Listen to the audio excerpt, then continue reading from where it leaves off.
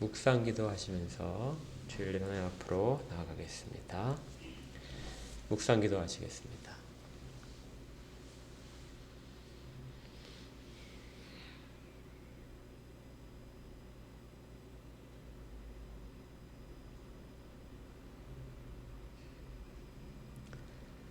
성부와 성자와 성령 하나님을 찬양합니다. 주의 영광 가운데 저희들을 거하게 하시고 저희들의 영광이 되어 주시옵소서. 주께 의지하는 모든 자들에게 복을 허락하시고 저희들의 모든 입술의 고백들을 통하여 주의 이름만 높여지도록 홀로 주장하여 주시옵소서. 예수 그리스도 이름으로 기도합니다. 아멘. 35장으로 하나님께 영광 돌립니다.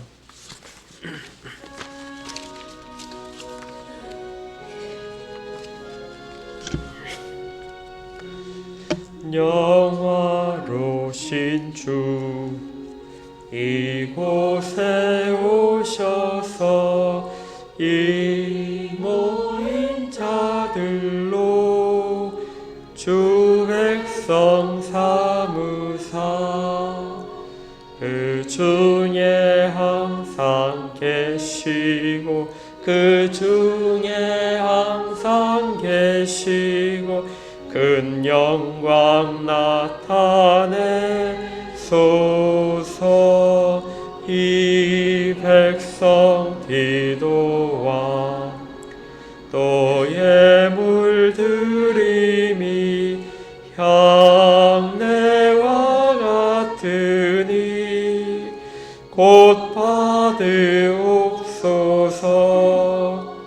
주 예수 크신 복음을 주 예수 크신 복음을 만 백성 듣게 하소서. 또 우리 자손들 다 주를 기리고 저 성전 돌같이 기나게 하소서. 주 구원하신 능력을 주 구원하신 능력을 늘 끝날까지 주소서. 주 믿는 만민이 참 진리 지키며 예 성도들 같이 주 찬송하다가 저 천국 보좌 앞에서 저 천국 보좌 앞에서 늘 찬송하게 하소서.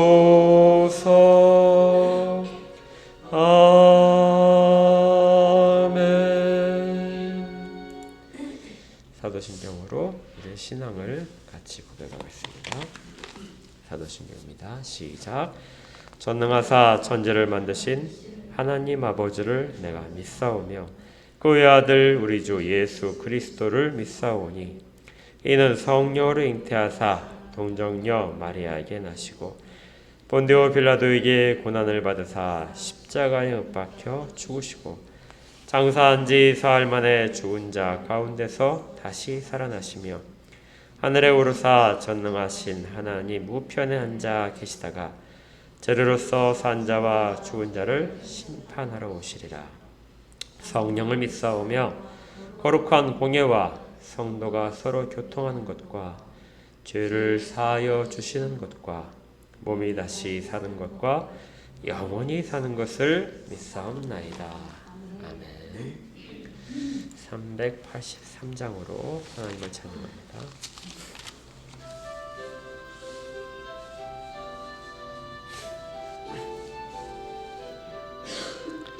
눈을 들어 산을 보니 도움 어디서 오나.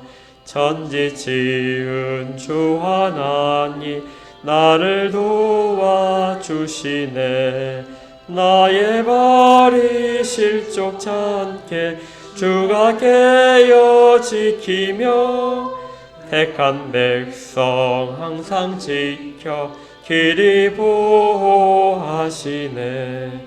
도우시는 하나님이 내게 그늘 되시니 낮의 해와 밤의 달이 너를 상치 않겠네.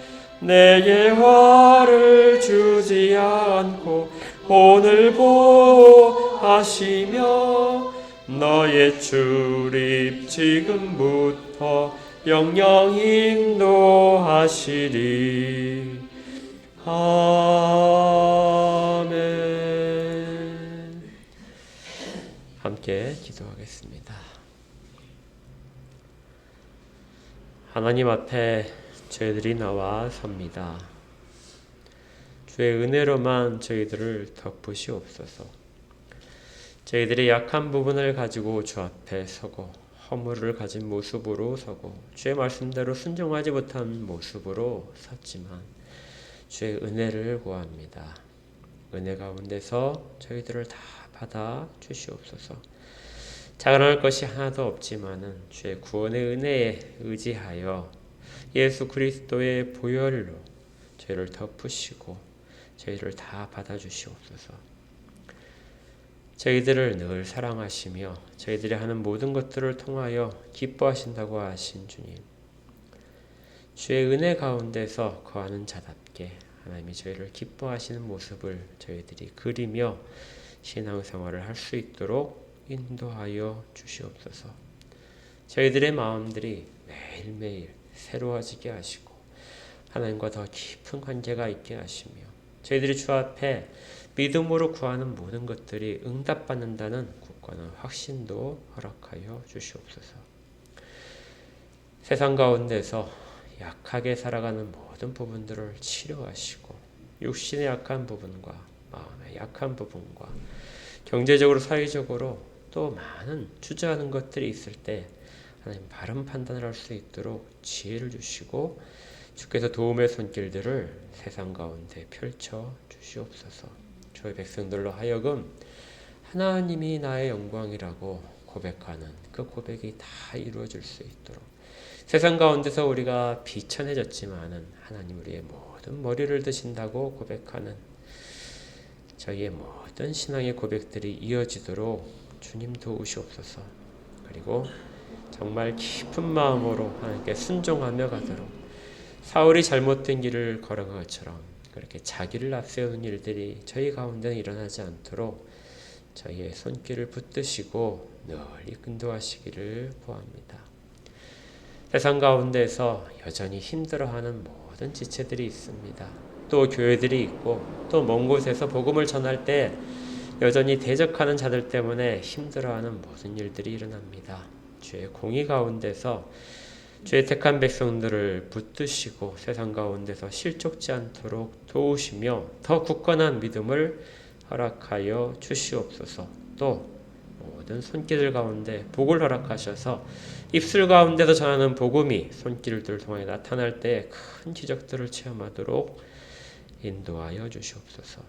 이 땅을 지키시기를 구합니다. 하나님 앞에 다시 돌아와서 복음의 부흥을 기대하는 나라가 되게 하시고 교회들을 건강케 하시며 모든 사람들이 하나님 앞에 다시금 회개케 하고 또 눈물 하나님 앞에 부르짖는 모든 한국의 기독교가 될 수 있도록 하시고 세계의 모든 성도들이 되게 하여 주시옵소서. 각자의 소원에 있는 모든 기도의 제목들 이 시간에도 말씀을 통하여 응답하실 것을 구합니다. 오로지 주님께만 영광을 돌려오며 예수 그리스도 이름으로 기도합니다. 아멘.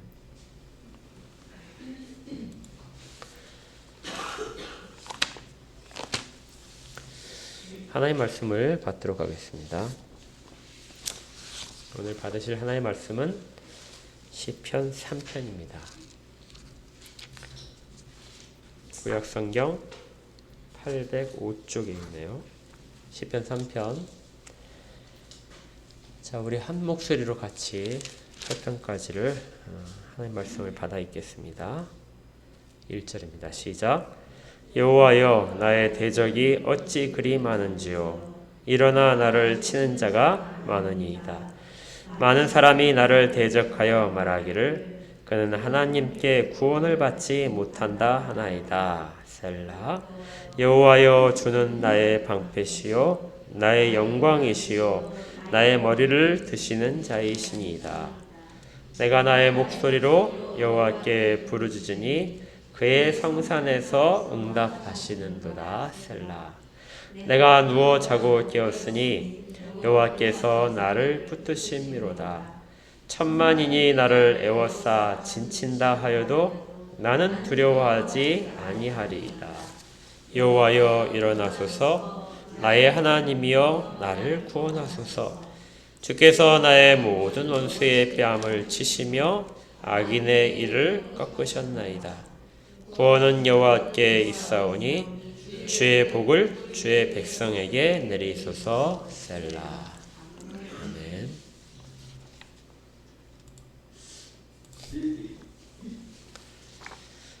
시편 3편을 오늘 다루는데요.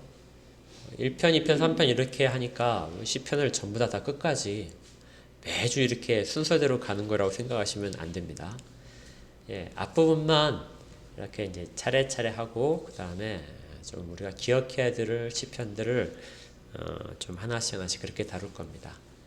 이렇게 하는 이유가 시편은 하나의 독립된 그 하나의 시편, 예를 들어서 오늘 3편인데요. 3편 본문 말씀 하나만 이렇게 단독으로 살펴볼 수도 있고 또 시편에서 앞에 부분과 연결된 부분들이 있습니다. 그런 부분들도 같이 다뤄야 될 때, 그럴 때는 이제 차례차례 가는 것이죠. 시편 3편만 단독으로 우리가 살펴보게 되면 시편 3편에는 그 아침의 찬송이라는 그런 별명이 있습니다. 왜 그러냐면요. 본문을 읽어보시면은 5절을 보시면 내가 누워 자고 깨었으니 이렇게 되어 있어요. 그러니까 언제 하는 거죠? 잠에서 깬 상태에서 이렇게 찬양하는 것이다. 이렇게 보는 것이죠. 그 다음에 또 4편을 보시면 4편에 8절을 보시면 이렇게 돼 있어요. 내가 평안히 눕고 자기도 하리니. 그러니까 이건 아직 잠들지 않았죠. 그래서 이 4편은 또 저녁의 찬송이라는 그런 별칭이 있습니다. 그러니까 한 편 한 편만 따로 살펴보게 되면 이건 아침의 찬송이다. 4편은 저녁 찬송이다. 그래서 우리가 1편, 2편을 함께 묶어서 복 있는 자에 대한 찬송이라고 이렇게 얘기했다면 3편, 4편은 아침과 저녁의 찬송이다. 이렇게 다루기도 하거든요. 그런데 그 연결시켜서 보게 되면 시편은 좀 다르게 읽혀집니다. 앞에 1편, 2편이 특별히 그 시편 전체 내용을 선언하는 표제라고 했었죠. 그러니까 시편 전체는 1편, 2편에서 이야기하는 것처럼 복이 있는 사람에 대한 이야기입니다. 그래서 뒤에 있는 모든 시들은 다 복이 있는 사람이 하는 그러한 모습들을 각각의 상황에 맞추어서 그리고 있는 겁니다. 그래서 시편 1편, 2편을 우리가 적용시킬 때 내가 정말 지금 하나님의 말씀에 의지해서 살아가고 있다면 얼마나 위로가 되는지 몰라요. 그리고 적들이 나를 대적한다 하더라도 내가 반드시 승리할 것이라는 승리의 선언이 이미 주어졌기 때문에 우리는 당당하게 신앙생활을 할 수 있습니다. 그리고 또한 시편 1편과 2편은 정말 모든 성경에 포함되는 지혜를 말하기도 하고 또 장차 올 완전한 구원인 예수 그리스도의 이 땅에 임하심, 임마누엘에 대한 선언이기도 하죠. 그리고 심판과 종말에 대한 이야기도 담고 있습니다. 그런데 1편, 2편만 이렇게 다 들어도 시편 전체 내용을 다 가질 수 있는데 이제 이런 질문이 드는 거죠. 이론적으로는 그렇다. 그렇죠? 우리가 그거 모르는 바가 아니죠. 신앙생활 보는 분들이 다 정말 참다운 지혜가 무엇이고 참다운 복이 무엇인가를 다 알고 있고 우리가 앞으로 지금 살아가는 인생의 결말이 어떻게 될 거란 걸 알고 있는데 현실의 문제로 오게 되면 우린 늘 항상 답이 없는 그런 상황들을 만나게 됩니다. 그런데 현실은 그렇지 않은 것 같은 때가 많이 있는 거죠. 시편 3편은 다윗이 지었다고 되어 있습니다. 다윗으로 말하면은 굉장히 유명하죠. 그래서 옛날부터 유명한 신학자들도 다윗에 대해서 아주 특별한 부분들을 강조를 했었습니다. 존 오웬 같은 사람들은 구약을 다 찾아봐도 다윗만큼 하나님의 사랑을 받은 사람이 거의 없다. 그리고 반대로 다윗만큼 하나님을 사랑한 사람도 없는 것 같다. 이렇게 이야기를 했어요. 맞는 말이죠. 다윗이 정말 하나님의 마음에 합한, 정말 마음에 든 사람이었습니다. 칼빈도 자기의 모든 생애는 다윗을 본받는 삶이 되었으면 좋겠다. 그렇게 이야기를 했습니다. 정말 나는 다윗을 닮고 싶다.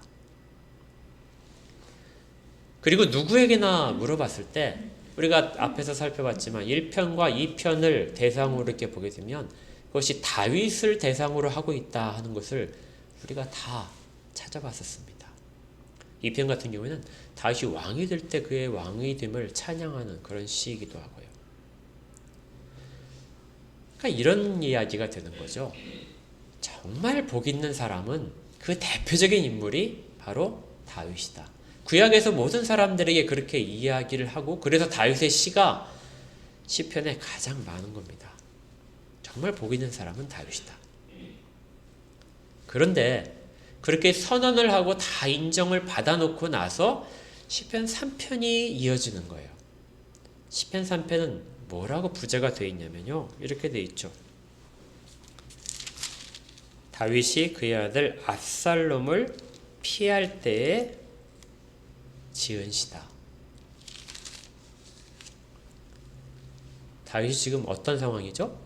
압살롬을 피할 때. 압살롬이 누구냐면 자기 아들이죠. 근데 아버지를 죽이겠다고, 죽이고 자기가 왕이 됐다고 반란을 일으킨 그런 상황입니다. 이 본문은, 이 시비는 그 사무엘 하를 그 배경으로 하고 있는데 우리 한번 잠깐 찾아볼게요. 사무엘 하 15장부터가 배경 구절입니다.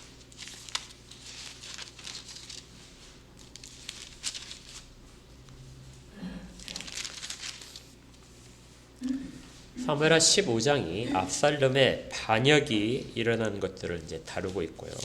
그것이 17장까지 압살롬의 반역이 이어집니다. 이 당시는 그 압살롬이 반역을 일으킬 때 이 당시가 다윗의 가장 최전성기였습니다. 다윗이 외적들의 위협도 다 사라졌었고요. 그 다음에 땅에 있는 그 국가에는 유대라는 국가에 있어서의 모든 것들도 가장 완벽하게 자리 잡은 때였습니다.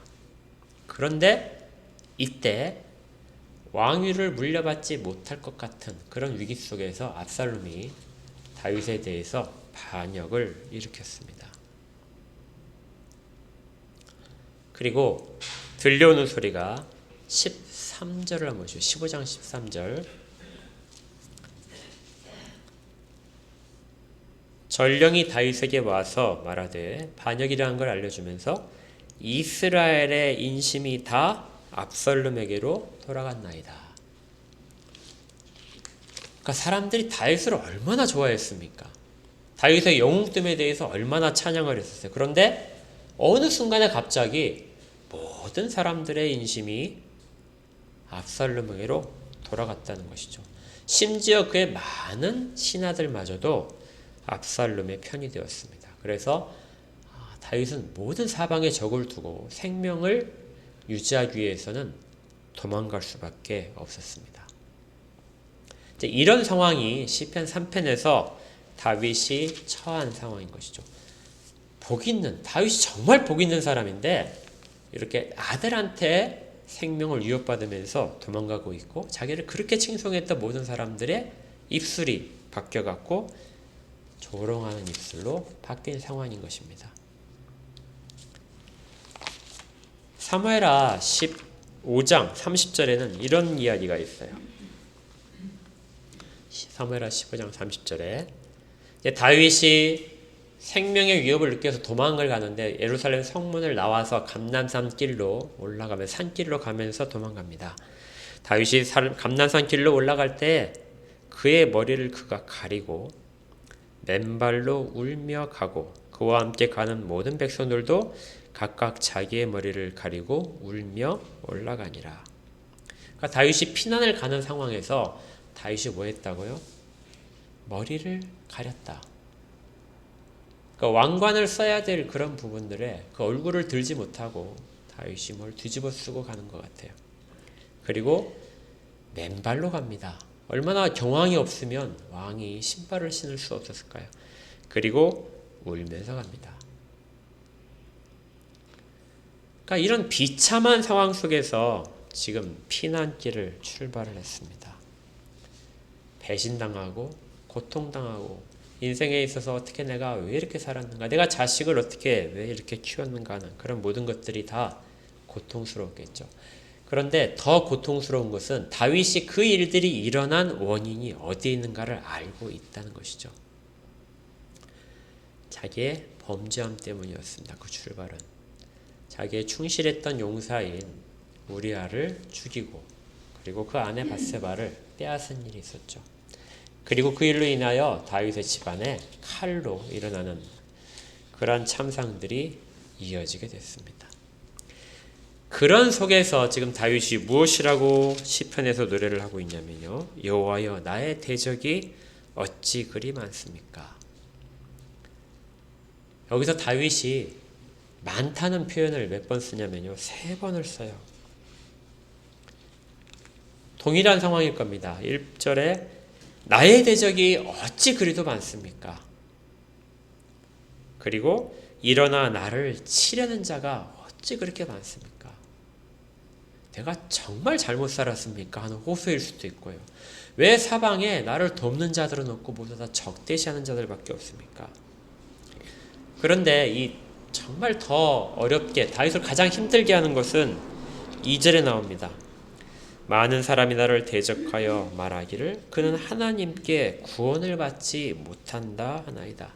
한 사람이 그렇게 말을 했다면 그러면 어느 정도 저 사람의 생각이니까 그렇게 할 수 있는데 많은 사람들이 다 하나님이 다윗을 떠났다 이렇게 이야기를 하고 있는 것이죠.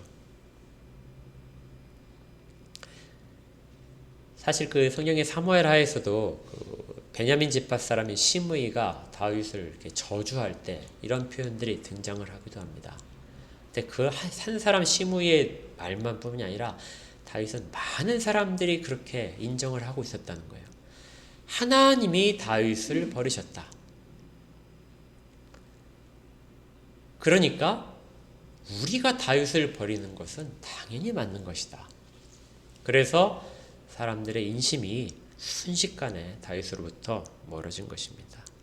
여러분들이 그 당시에 사람이라고 생각을 하셔도 충분히 그렇게 판단하지 않을까요?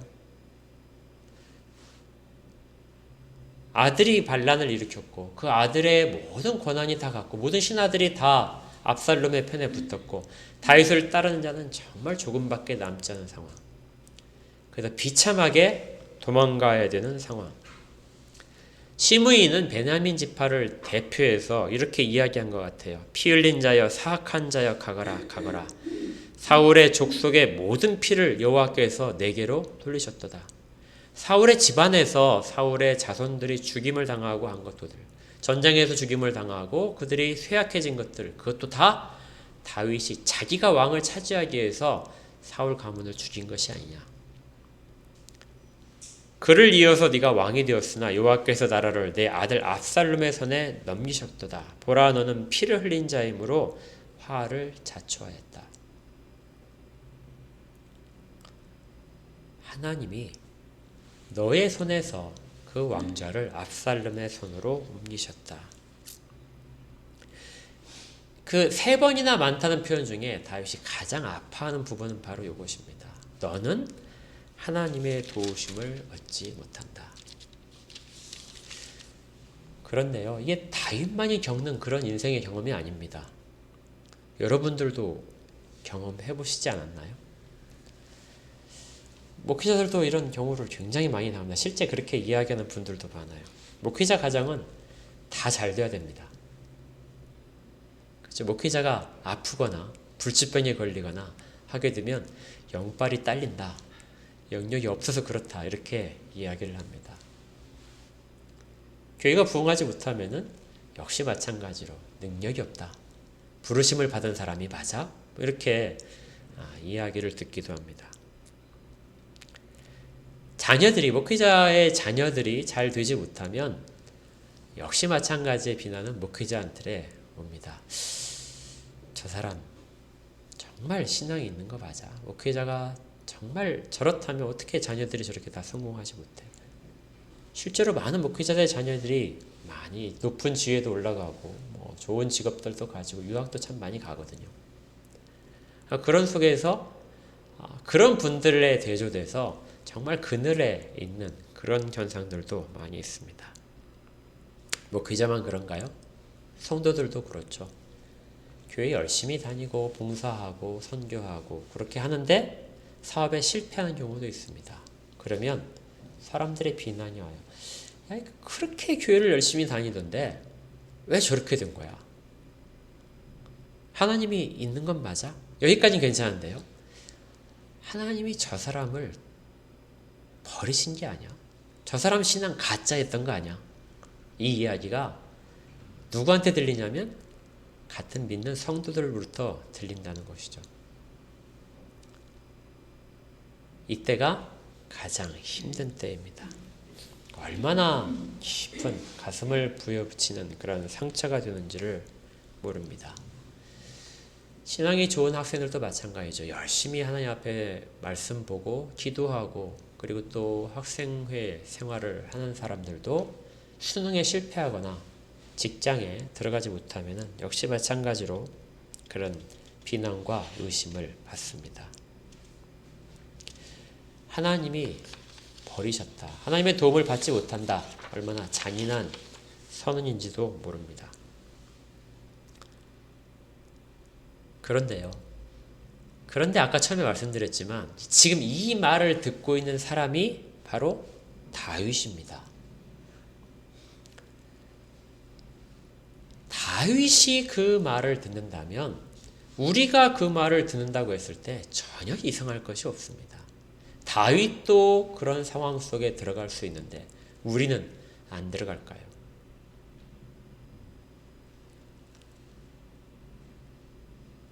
그렇다면 다윗은 그런 위기 상황에서 어떻게 반응을 했을까요?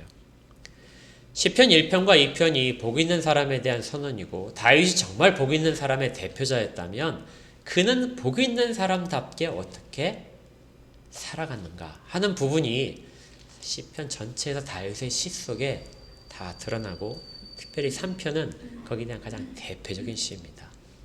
그러니까 실천 부분이 되겠죠. 복 있는 사람은 어떻게 삶에서 실천하고 있는가? 다윗에게 누군가 와서 하나님이 너를 보호하셔. 너를 하나님이 보호하시면서 너에게 다시 모든 일들을 다 회복시키실 거야. 이렇게 함으로써 다윗이 위로를 받지 않습니다.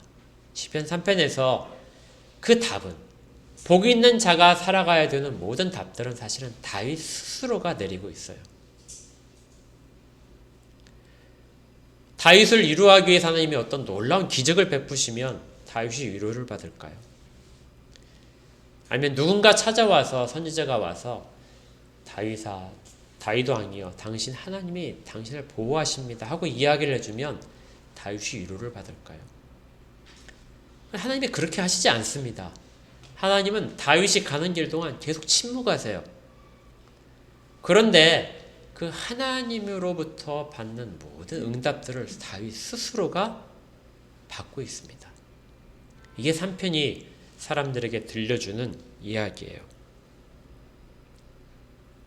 우리도 하나님의 응답을 다른 사람의 입을 통해서나 아니면 어떤 환경의 변화를 통해서 받는다 이렇게 생각될 수도 있지만요. 사실 하나님은 우리 스스로의 입을 통해서 하나님이 거의 많은 일들을 응답하십니다.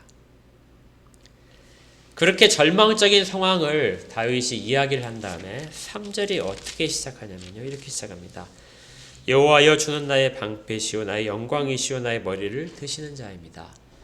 그런데 우리 성경에서 번역이 안 된 대부분의 성경은 다 그 단어를 집어넣고 있는데요. 그 단어가 뭐냐면 3절 앞에 그러나 이렇게 됩니다. 그러나 여호와는 이렇게 돼요. 그러니까 늘 신앙에 있어서의 가장 핵심적인 변화의 시작은 그리고 모든 전환점은 그러나 하나님은 그러나 주님은 그러나 여호와는 이렇게 되는 것입니다. 환경적으로 지금 가장 절망적인 상황이고 회복되지 못할 만한 그런 상황인데 그런데 다윗이 노래하기를 그러나 하나님은 이렇게 돼요. 그러나 하나님은 나의 방패십니다. 나의 영광이시고 나의 머리를 드시는 분입니다. 방패라고 하는 것은 모든 적의 비난과 공격들을 하나님이 다 막아주신다는 것이죠. 나는 하나님이라는 그 하나님의 존재 뒤에 숨을 뿐입니다. 내가 나의 칼을 가지고 적들과 싸우는 것이 아니라 이 상황은 하나님이 나를 보호하실 뿐입니다. 나의 도움은 하나도 없는데 하나님마저 그 방패를 거두시면 나는 정말 이 땅 가운데 지워질 것입니다. 그런데 하나님이 나를 보호하고 계십니다. 또 다른 표현은 하나님은 나의 영광이라고 이야기합니다. 나의 영광이라는 이 표현은요. 다윗은 지금 왕이라는 높은 자리에 올라갔다가 그리고 모든 걸 다 차지하고 모든 칭송을 받고 있다가 다 잃어버린 상태입니다. 그래서 다윗의 영광이 어디에 있을까요? 아무것도 없습니다. 그는 머리를 가리고 맨발로 울면서 가고 있잖아요. 맨발이라는 표현은 가장 비참한 표현 가운데 하나거든요. 정말 죄인처럼 종처럼 왕이 그런 모습으로 간다할 때 누가 다윗에게 영광이 있다고 말할 수 있겠습니까? 휘황찬란한 옷을 입고 면류관을 받고 사람들이 막 높여야 영광이 아닐까요? 그런데 그런 비참한 상황에서도 다윗은 하나님이 나의 영광입니다. 하나님이 나를 있게 만드는 그런 모든 것입니다. 하고 하나님께 의지하고 선언하고 있는 것이죠. 다른 사람들이 나에게 다 반역하고 돌아섰을지라도 나는 하나님이 기름 부음 받은 자입니다. 나는 하나님의 자녀입니다. 다른 사람들이 아무리 너는 하나님의 도움을 받지 못한다 할지라도 나는 여전히 하나님의 선택 가운데서 하나님의 손에 붙잡힌 자입니다. 이렇게 이야기를 하는 것이 다윗이 하나님은 나의 영광입니다. 다윗이 지금 머리를 가리고 머리를 차마 들 수 없어서 그렇게 가고 있는데요. 그러면서 다윗이 그러나 하나님은 나의 머리를 드시는 분입니다. 이 머리를 든다는 얘기는 모든 죄인들이 다 잃어버렸던 권한들을 회복시켜 줄 때 그때 사용되는 말입니다. 내가 모든 잃어버린 것들을 다시 하나님이 다 회복시키실 것입니다.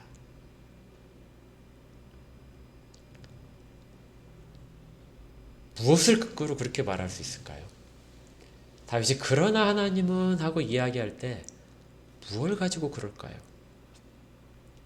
다윗은 입으로만 그렇게 하나님은 나의 방패시고 하나님이 나의 영광이고 하나님만이 나의 머리를 드십니다. 이렇게 고백하는데 그 입술만의 고백일까요?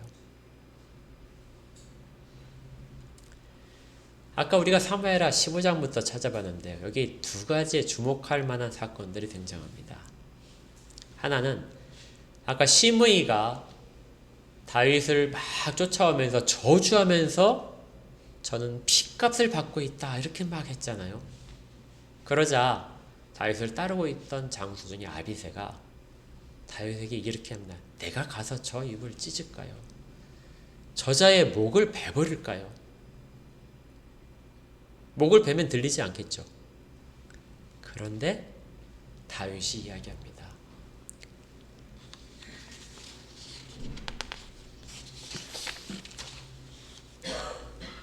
그를 저주하게 버려두라.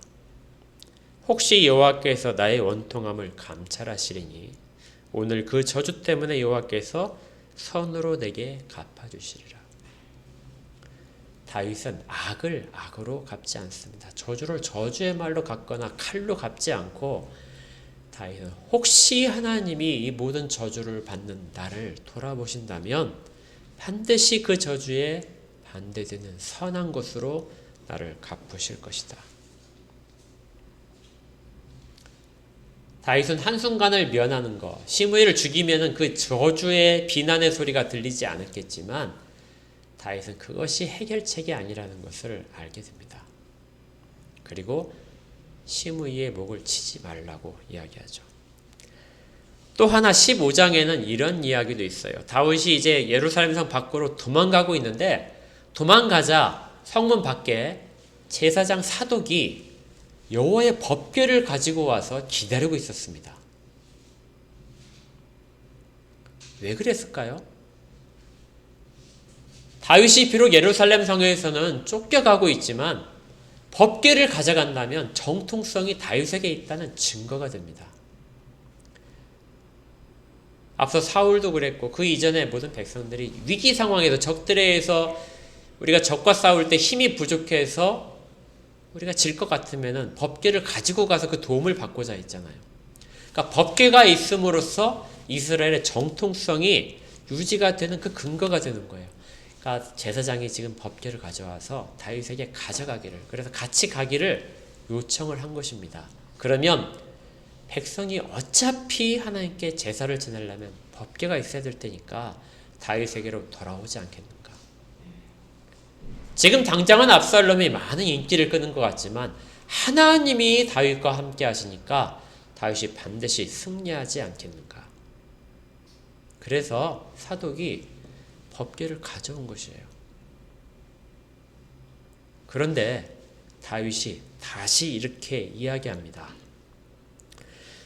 사무엘하 15장 25절에 왕이 사독에게 이르되 보라 하나님의 궤를 성읍으로 도로 메어가라. 다시 갖다 놓아라. 만일 내가 여호와 앞에서 은혜를 입으면 도로 나를 인도하사 내게 그 궤와 그 계신대를 보이리라. 그러니까 여호와의 궤를 가져와서 우리가 정통성을 입증받는 것이 아니라 정말 하나님의 은혜를 베푸신다면 우리가 그 궤에 있는 대로 이 예루살렘 성전으로 다시 돌아올 것이다. 이것이 복 있는 자의 모습이죠. 한순간에 어떤 일시적인 방편이나 아니면 어떤 계략적인 모습으로 어떤 그 인기를 끄는 것들, 정치적인 것들을 통하여 위기를 극복하려는 것이 아니라 다윗은 하나님에만 의지하면 이 일들이 반드시 우리에게 일어날 것이다 하는 것이죠. 시편 1편에서 뭐라고 했죠? 복 있는 사람은 악인의 꾀를 좇지 아니하고 죄인의 길에 서지 않으며 오만한 자의 자리에 앉지 않는다. 쉬운 방법들이 아무리 보인다 할지라도 그 방법들을 통하여 내가 해결받는 것이 아니다. 내가 여호와께 은혜를 입는다면 그런 것들은 아무런 문제가 되지 않는다. 이것이 정말 복 있는 사람의 선언인 것이죠. 다윗이 입술로만 그 모든 어려운 환경 속에서 여호와는 나의 방패입니다. 나의 영광입니다. 나의 머리를 드시는 자입니다. 하고 고백한 것이 아니라 실제 그가 그 위기 상황에서 하는 모습들은 어떤 계략도 다 필요 없고 하나님만 있으면 된다 하는 것입니다. 그래서 여전히 다윗은 복 있는 사람입니다. 복 있는 사람의 모습을 실제적으로 보여주고 있죠. 또 복 있는 사람의 모습들이 이 시편 3편에서 아주 다양하게 나타나는데요. 4절에 보니까 내가 나의 목소리로 여호와께 부르짖었다. 다윗이 그 모든 상황 속에서 하나님께 막 소리 질렀다. 이것이 부르짖은 것이 아닙니다. 너희는 환난 날에 내게 부르짖으라. 내가 너에게 응답하겠다고 하는 그 부르짖음은 우리가 목소리를 높여서 목이 터져라고 목이 쉴 정도로 그렇게 막 부르짖는 것이 아니고요. 성경에서 이 부르짖는다는 표현은 하나님의 깊은 은혜가 우리 가운데 있을 때 그 은혜가 우리 영혼 가운데서 막 커져서 공명이 되어서 마치 동굴 속에서 울리는 것처럼 그 은혜가 공명이 되어서 증폭되어서 밖으로 울려 나올 때 그것을 가리키는 말입니다. 터져 나오는 하나님의 은혜에 대한 의지함이 부르짖는다는 표현이에요. 하나님을 깊이 이해할 때만 부르짖을 수 있습니다. 하나님을 깊이 의지할 때만 이 부르짖음의 가치를 가질 수 있습니다. 그래서 그 모든 환경 속에서 4절이 먼저 나오는 것이 아니라 3절이 먼저 나오는 거예요. 그러나 여호와는 그런 분이십니다 하고 인정하는 것이 있고, 그리고 나서 다윗이 부르짖는 것이 그 다음에 이야기가 되는 것이죠. 다른 사람이 아니라 자기의 목소리로 여호와께 자기의 신앙 고백을 그렇게 크게 하는 것입니다. 그러자 그는 응답을 받았습니다. 그런데요, 이 응답받았던 것이 그러면 다윗이 예루살렘 성으로 돌아왔느냐? 지금 그 상태가 아니에요. 지금 여전히 다윗은 부재가 붙은 것처럼 여전히 쫓기는 상황입니다. 도망가는 상황 속인데 하나님이 응답하셨다, 이렇게 이야기를 하는 거예요. 그리고 셀라라는 것을 붙으면은 주의를 환기시키는 거예요. 이게 정확히 어떤 것인지 모르지만 마치 우리가 그 노래를 부를 때 곡조를 바꾸듯이 그렇게 목소리를 높여서 한 옥타브 높여서 한 음 높여서 부르듯이 그렇게 분위기를 확 바꾸는 것입니다. 하나님이 내게 응답하셨다. 그러면 그 응답을 어떻게 하셨을까요? 지금 계속해서 피난길인데 하나님이 어떻게 하셨길래 다윗은 응답받았다고 이야기할까요? 그것이 5절에 나옵니다. 내가 누워 자고 깨었으니 여호와께서 나를 붙드심이로다. 응답받았는데요. 뭐를 응답받은 것으로 이야기하냐면 내가 깊이 자고 나서 아침에 깨었다. 여러분들 밤에 잠들고 나서 아침에 깨신 다음에 내가 눈을 뜨는 걸 보니까 하나님이 나에게 응답하셨다, 이렇게 생각한 적이 있나요? 없잖아요. 근데 다윗은 지금 그렇게 하나님이 응답하셨다 이야기를 해요. 왜냐하면 다윗은 밤에 잠을 자는 것도 두려운 상황입니다. 언제 그 추격하는 군사들이 와서 우리를 다 덮칠까? 밤에 그 파수꾼을 세워놓지만은 파수꾼이 우리를 지켜줄 수 있을까? 밤에 잠을 자지 못하는, 조금만 부스럭 소리가 나더라도 그냥 예민하게 깨워야 되는 그 두려움 속에서 계속해서 지내는 그런 상황인 것이죠. 그런데 다윗이 뭐라 하냐면 내가 누워서 잤다. 이게 다른 성경 번역본을 보니까 내가 깊은 잠을 잤다. 그리고 아침에 여전히 새로운 날을 맞이한다. 그래서 내가 아침에 이렇게 깊은 잠을 자고 아무 일 없이 아침에 깨어난 것이 바로 뭐라고요? 여호와께서 나를 붙드시고 계시는 것이다. 그러니까 다윗은 하나님이 응답하시는데 내가 너를 붙들고 있다 하는 응답을 아침에 자기가 깨어나면서 자기가 깨어나는 걸 가지고 받고 있다는 것입니다. 하나님은 놀라운 것으로 응답하시는 것이 아니고요, 다윗 속에서 응답하십니다.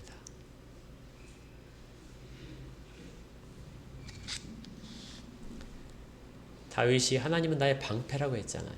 그렇게 노래를 했는데 그 하나님에 대한 노래, 여호와는 나의 방패라는 그 고백에 대한 응답이 내가 아침에 잠을 깨는 것입니다. 또 그것만이 응답이 아니에요. 6절에 보니까 이렇게 천만이 나를 에워싸 진친다 하여도 나는 두려워하지 아니하리다. 지금 다윗은 여전히 쫓기고 모든 적들에 대해서 쌓여있는 그런 상황인데, 그런데 다윗이 나는 두렵지 않습니다 하고 이야기해요. 자기 믿음의 고백입니다. 쫓기는 상황인데도 다윗 마음 가운데는 두려움이 점점 사라지고 있어요. 이 표현을 자세히 보시면 거기에 보니까 다윗이 천만인이 나를 에워싸도 이래요. 근데 앞에서 1절 2절에서 아까 뭐 있었죠? 많은 사람들이 그렇게 나를 지금 쫓고 있고 죽이려고 쫓고 있고 비난하고 있는데, 그런데 지금 다윗은 그 상황이 아니라 그것보다 더 훨씬 악화된 상황을 이야기합니다. 천만인이 나를, 그 사람들, 쫓는 사람들 몇천 명, 아니면 예루살렘 성에 있는 몇십만 명이 문제가 아니라 천만인이 나를 에워싸서 나를 위협한다 할지라도 나는 두려움이 하나도 들지 않는다 하는 거예요.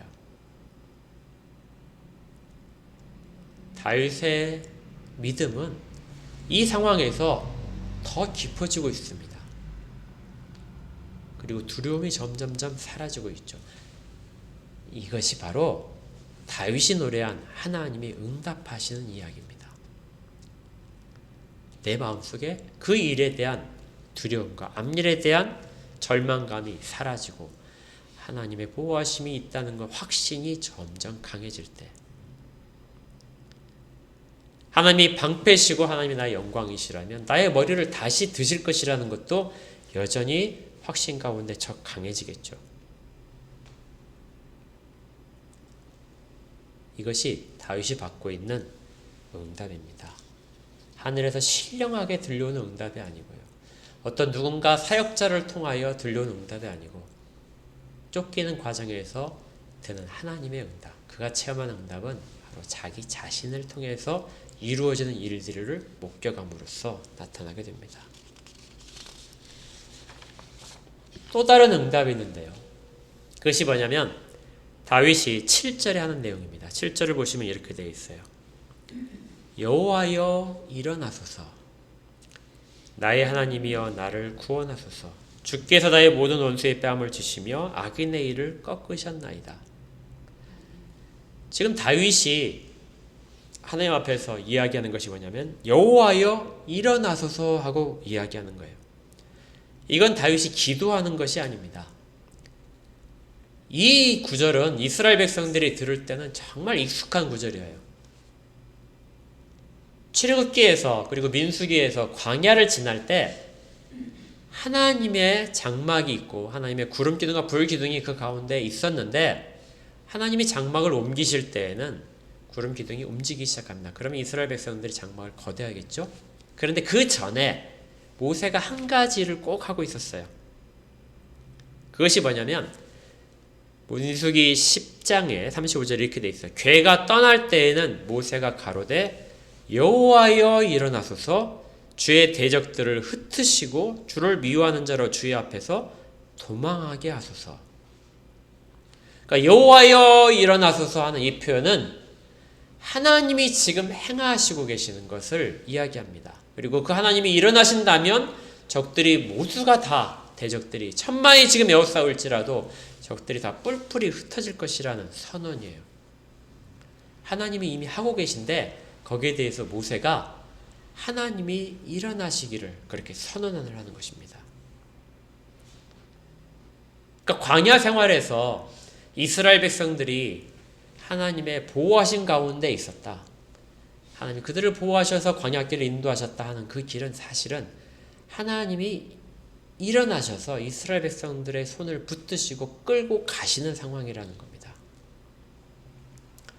지금 다윗이 하나님으로부터 받은 응답의 결과 고백하는 것이 뭐냐면 여호와가 지금 나의 손을 끌고 가십니다 하는 거예요.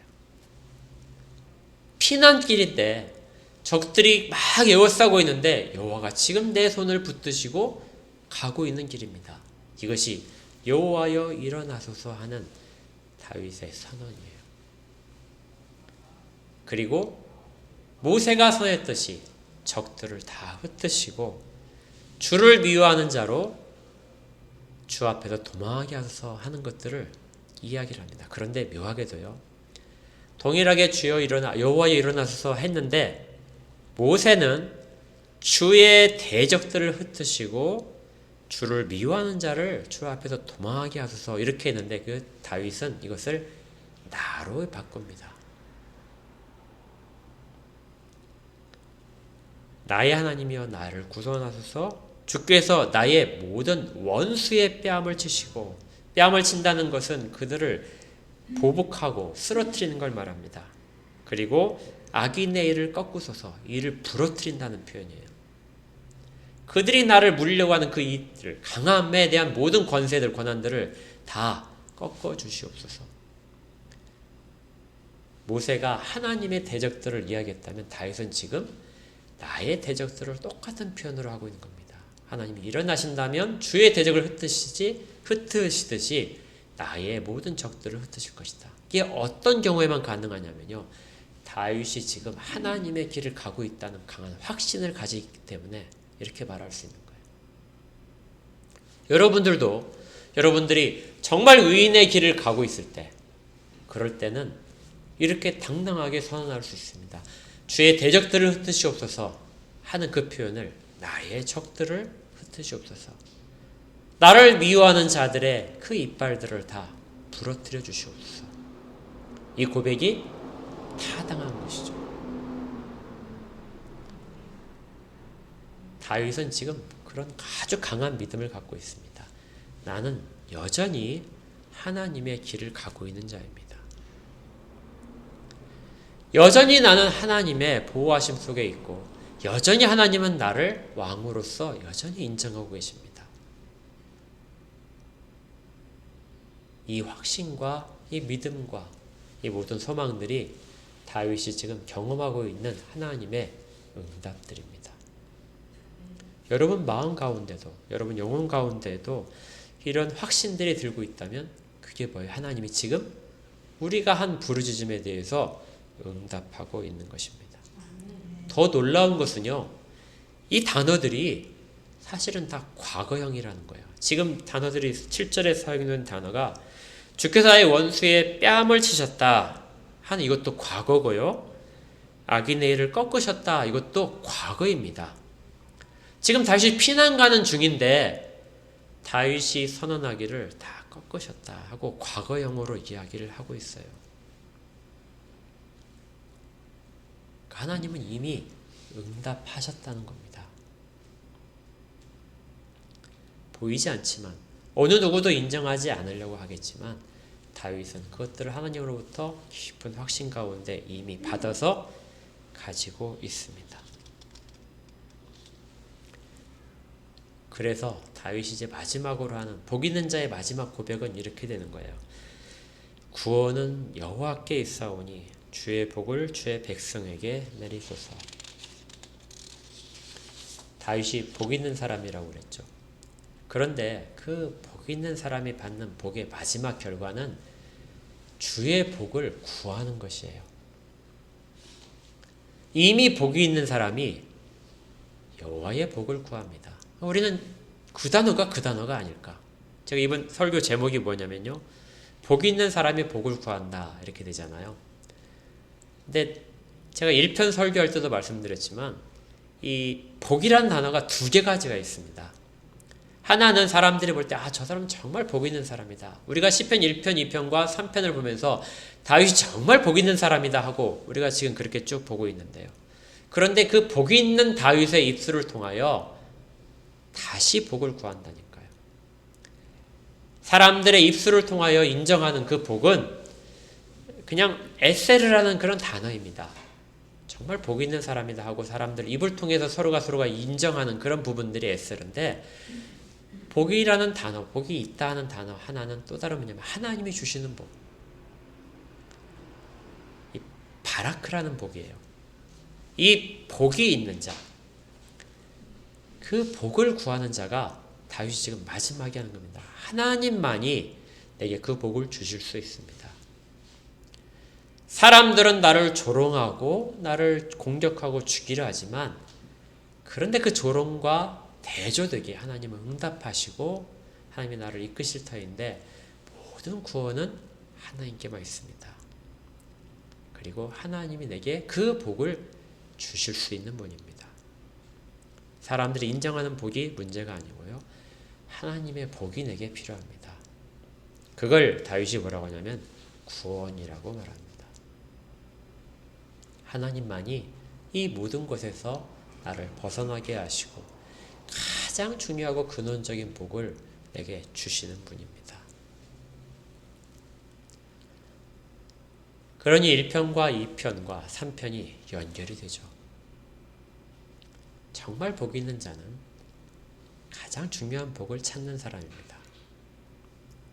그리고 다윗이 이것을 노래함으로써 모든 사람에게 자기가 걸었던 길을 가도록 요청하는 거죠.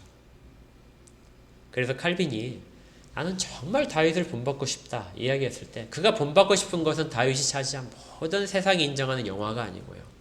그가 지은 모든 시편들이 아니고 다윗이 하나님 앞에서 이렇게 고백할 수 있었던 정말 복이 있던 인생.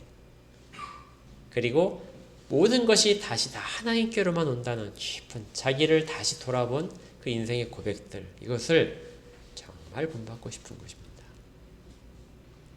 우리도 똑같이 그런 고백을 우리 가운데 하기를 소망해야 됩니다. 그러면 그것이 바로 우리가 복이 있는 사람이라는 그런 답이에요.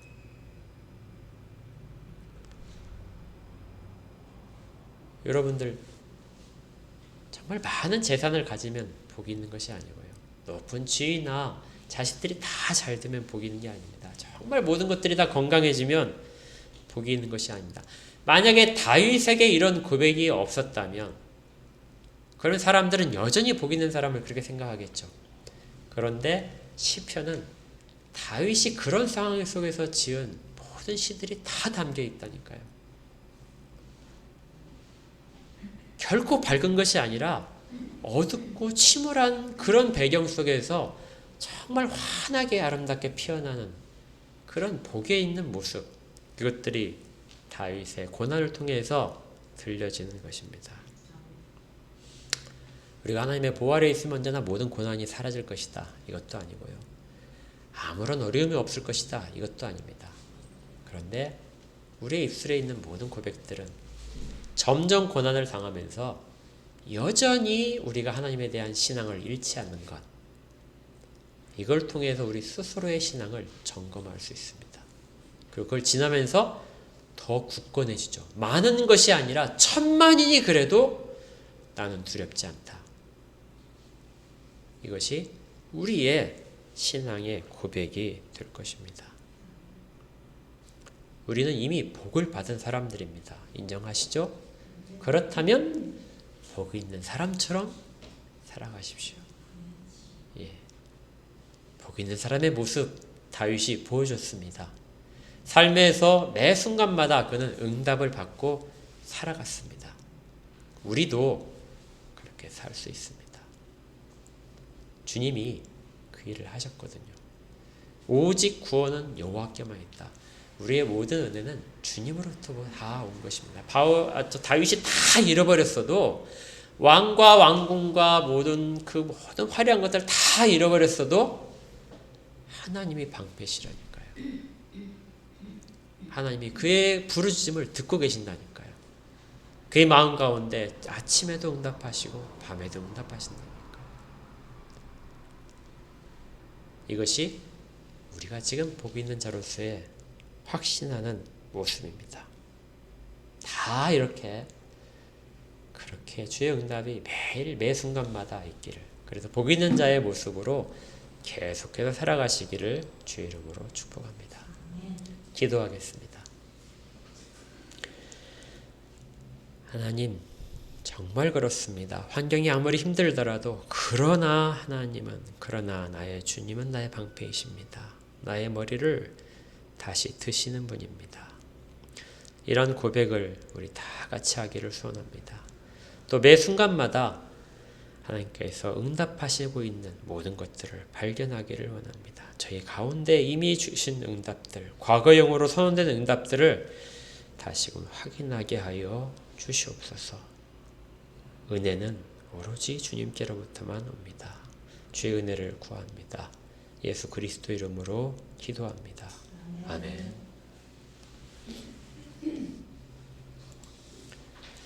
382장으로 하나님 찬양합니다.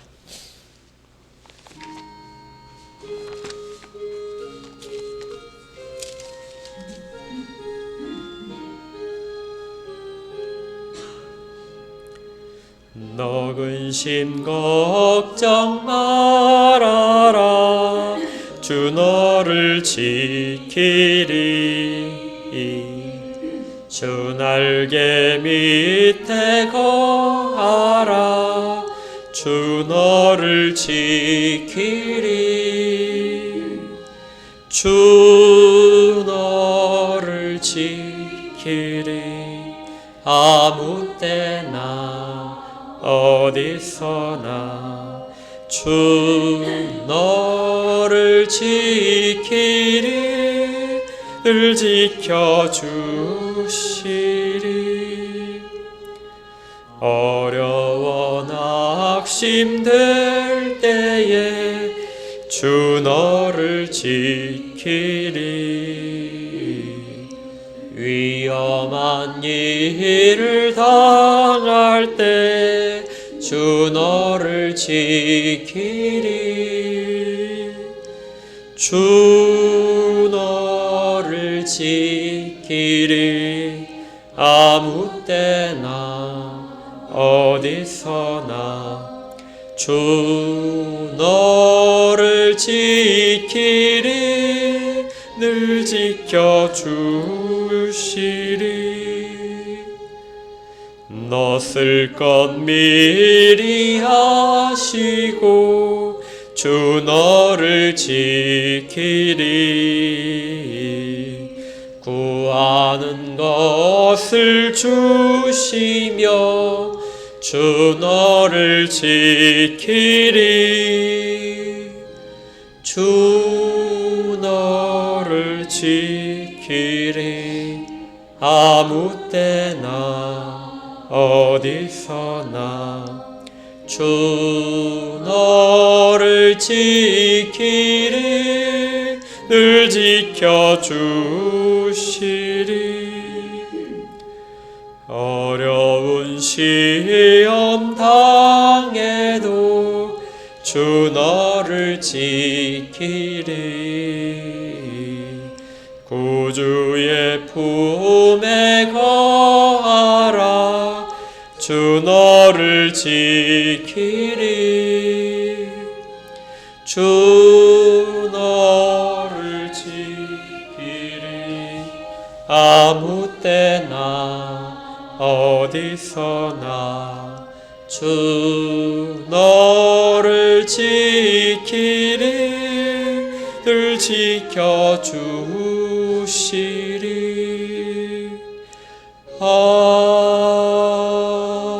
아멘. 헌상과 축도하겠습니다. 하나님 감사합니다. 어려울 때에도 너의 쓸 것을 내가 공급한다. 이렇게 말씀하신 그 말씀을 받습니다. 확신 가운데서 주께 구하게 하시고 이미 받은 응답들을 확인케 하여 주시옵소서. 모든 드린 손길들 복을 더하시고 복 있는 자로서의 모습대로 살아가게 하여 주시옵소서. 손에 복을 주시고 발에 복을 주시고 입술에 복을 허락하여 주시고 권세를 허락하여 주옵소서. 이제는 우리 구주 예수 그리스도의 은혜와 하나님 아버지의 크신 사랑하심과 성령님이 내주하시며 응답하시고 위로하신 은혜가 함께 모여 예배드린 모든 자들 가운데 또 함께하지 못했지만 한택교회에 속해 있는 모든 지체들과 지금도 주의 말씀을 들으며 하나님에 대한 확신을 갖는 모든 자들 가운데 여전히 주에 대한 사랑을 고백하는 모든 자들 가운데 영원까지 함께 있을지어다. 아멘.